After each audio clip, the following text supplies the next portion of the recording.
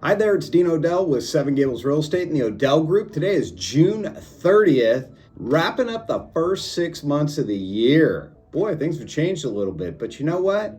What's going on? Is the market going to crash?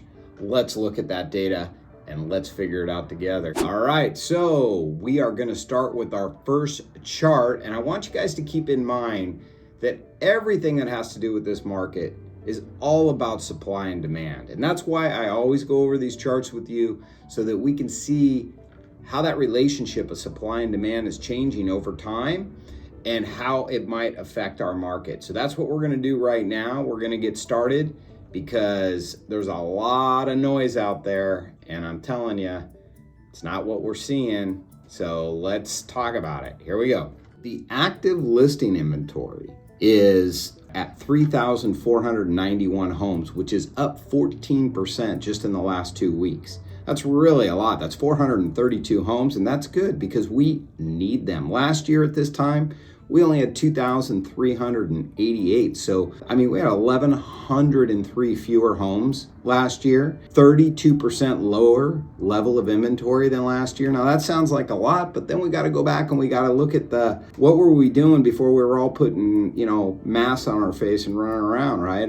What was going on then? And so that was when the market was more of a normal market. We can't really look at 2020. We got to look at the 3 years before that. If we do that, normally we have 6,613 homes for this time of year. So we are like at 47% less homes still. So keep that in mind, 47% less homes. But the question is, what's going on with demand? But just to give you guys a reference point, in 2007, there were 18,000 homes on the market in Orange County. So all this noise you're hearing about inventory is just going crazy. It's just that all we're doing, you guys, is we're just returning towards normal, okay? So the crystal ball guys out there, I'm not too sure about them, but let's continue to move forward and look at our next chart regarding demand.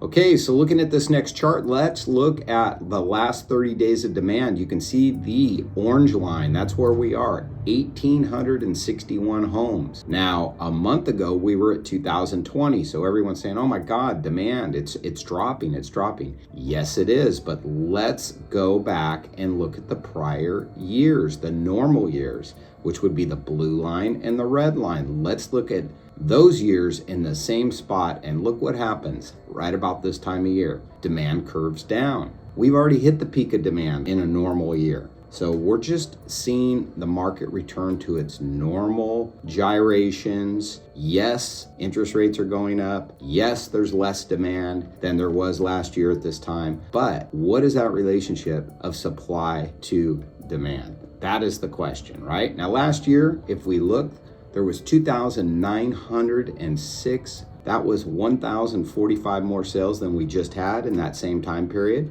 So that is a tremendous difference. That's a big loss in demand. Well, that big loss in demand, that is interest rates, you guys, right there, okay? But that relationship of demand versus supply, we have still low supply and we have low demand. Now, let's go to the next chart. Looking at this next chart, expected marketing time. Now that's a function of how we can read the market. If you look at that chart up there, it tells you under 60 days is a hot seller's market. Over 150 days is a deep buyer's market. Well, question is, where are we now? We're on the orange line. We are at 56 days. 2 weeks ago, we were at 45. And the 2 weeks before that, if I recall correctly, we were at 38. So yes, expected marketing time is definitely going up. It's jumping about 7 to 8 days every 2 weeks. So that 56 days, where does that put us right now? Puts us right on the edge of that hot seller's market, moving towards a slight seller's market, which is what these buyers have been waiting for and certainly deserve, because it has been a tough few years. But again, we're just getting back to normal, you guys. Look at where we were last year on the red line. We were at 25 days. Then the question becomes, okay, well, what is the 3-year average? The 3-year average prior to the green line, because 2020 is not a normal year. The 3-year average was 75 days, you guys. So we are still not even there at normal, okay? Now, let's move to the next chart. Special chart here. for you guys to take a look at. It's the Great Recession versus today's housing. Let's just look at the points on that table right there, that chart. What did we have in the Great Recession versus what we have now? We had a glut of homes on the market. I told you, almost 18,000. Right now, we've got very limited inventory still. We had low demand. We have low demand now. We had way too much supply versus the demand, heavily favoring the buyers. Right now, we have low supply and low demand, which is starting to create balance in the market. We had low or no down payments. They were very common. Right now, what do we have? We have a large down payment. What did we have before? We had subprime loans, pick-a-payment plans, teaser rates, adjustable mortgages, fraudulent lending. What do we have now? We had tight qualifications and strict lending standards. What was the average FICO score during the Great Recession? 681. What's the average FICO score or credit score now? 745. That is a big difference right there. We had a flood of cash out refinances when people used their homes as ATMs. How did we do this time around in today's housing? With the higher rates going up right now, cash refinances have completely died. But even if you looked at the figures of cash refinances now versus then, it's a major difference. We haven't even come close to tapping equity like we did last time, which means everybody's in a better, stronger position on their house. National delinquency rates, back then, 4.7%. Now, 2.8%. Big difference. So back then, we had $5 trillion worth of equity.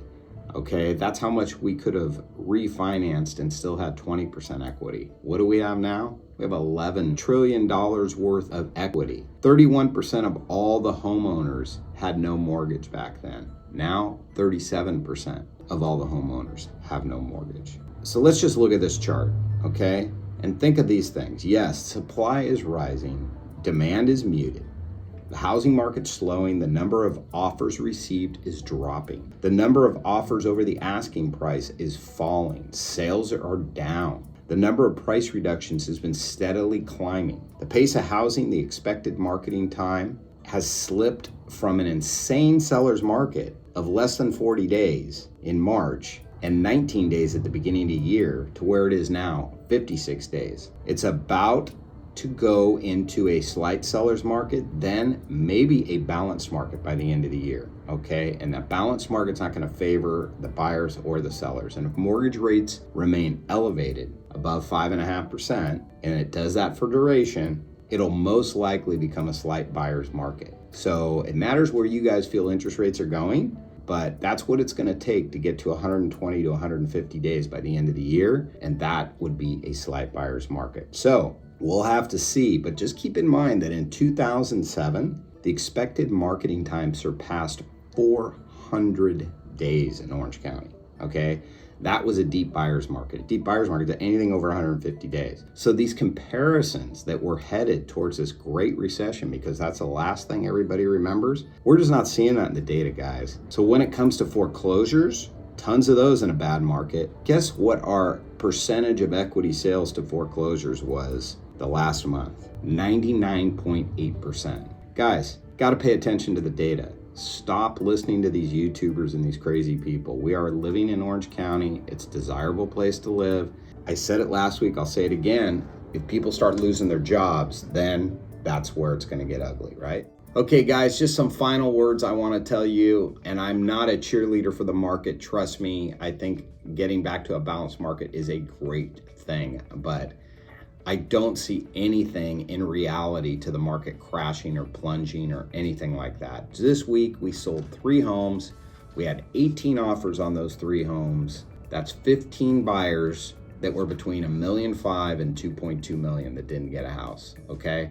There's still a lot of people running around there, and there isn't enough inventory for those people. So until that changes, we are still going to have a healthy Orange County market, and we're just going back towards balance. We're going back towards normal, okay? So I'll let you know when it's headed the wrong way and it's not normal, okay? So anyway, that's it. Market's gone from 200 miles an hour down to 120, okay?